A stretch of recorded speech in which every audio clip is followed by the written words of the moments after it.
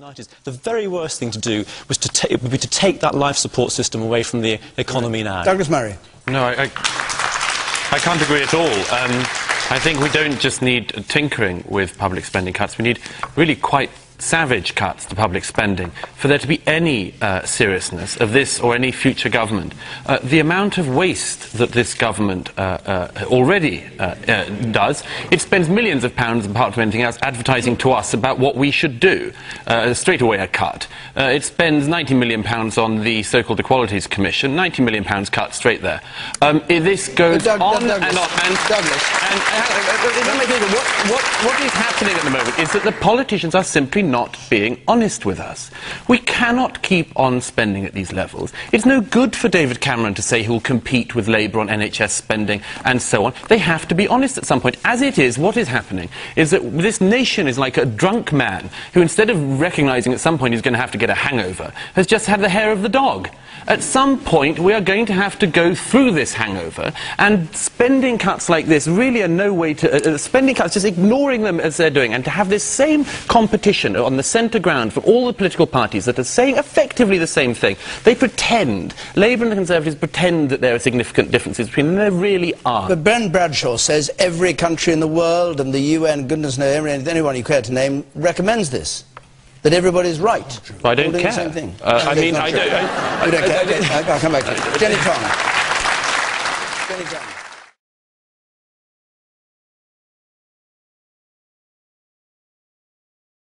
Jenny Tong? Well, yes. Yes, people are saying, but yes. Jenny Tong, what do you say? I think we did, but, oh boy, I'd love to be on that panel tomorrow. Wouldn't we all? Why would you want to be there? Well, you could face Tony Blair, and I've faced him in Prime Minister's questions, and he's a very clever man, and he wriggles out of things, and he, you know, he's clever, and he's fun, and he likes to make fun of you, so he's very difficult to get at. But after this week's evidence, you could say to that man, you made war on Iraq when the legality was dubious, to say the very least. People are going to argue about it for the rest of time. When the evidence was false and rubbish, and I saw the dodgy dossier, I actually read it. And the bits that weren't taken out of somebody's thesis in California was an actually direct lie, the 45 minutes. He gave us a lie in that dossier. When you say you'd like to be there, what would you like to see happen to him? I mean, some people say he should be prosecuted at The Hague. I'd just like to see him... Would you want to see that? That would be a very difficult thing to do, but I would say public opinion was against him, the European Union was against him, NATO didn't support this war, and we all know the United Nations didn't. I want to say to Tony Blair, you need to uphold international law. We have to uphold international law. So do America, so do Israel, so do all our friends. You cannot have international law upheld just by the people we like. Okay, thank you very much. Douglas Murray, you agree with that? Well, no. It does strike me, though, when Jenny Tong talks about how much she'd like to interrogate Tony Blair, that she exercises a different scale of values in London than she would, say, when she's meeting the head of Hamas in Damascus last year and praising the head of a terrorist group whose organisation carries out terrorist atrocities, which are genuine breaches of international law every single opportunity it has. What about Fallujah in Iraq? Well, what about Fallujah, you talk about prosecuting, you talk about Tony Blair facing it. When you sit down with somebody like Khalid Mashal, you praise him. Fallujah, I did not praise him. You said, I said I've got his comments here. He was worth talking to, and he was actually quite. You said he was shrewd, plausible, and actually very likable. All right, let's get back to the question. I can show it to you. All right, no, Douglas, maybe Jenny. But if we get back onto maybe afterwards. And we need to uphold international law. That is my main point. Jenny Tong, you've made your point. I wish you told Khalid Mashal. Douglas Murray, can you answer the question? The fact is that the international law debate on this is, unfortunately, a terrible red herring. The fact is that the decision on when this country and our allies go to war is not decided by international law. International law is evolving. People disagree on it. As we saw this week, even the Attorney General disagrees with himself and changes his opinions on it. That's because this is an evolving body of law. And for people who think that all we need now is to, as it were, prove the Iraq war was illegal, I just say the following things to you. The Kosovo intervention that saved 1 million ethnic Albanian lives was an illegal venture. The Bosnian intervention by the UN was an illegal... Sierra Leone was an illegal venture by any of these things.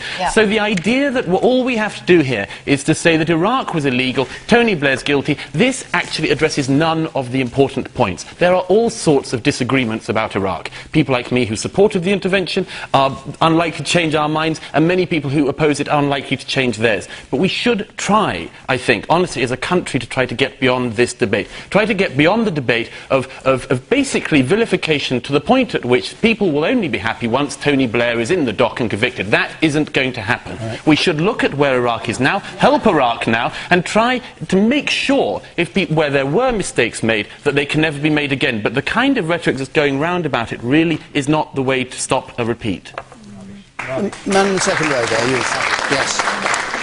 The man up there, yes, and then I come. Yes, I'm just very surprised to find that we struggle to worry about whether a war can be legal or not. It's a war. I mean, surely that's immoral as well as being illegal. Well, it was originally a liberation, wasn't it? Wasn't that what it was supposed to be? When which it was for the Iraqis. Right. You say it's been a liberation for Iraq, but it clearly hasn't been, because there's still hundreds of people dying every month from suicide bombs. There's been no improvement in education, women's rights, healthcare at all. What's your view of the legality of it? Is that an issue that concerns you or not? It's not an issue, because I don't think it's going to solve anything. Okay, Ben Bradshaw?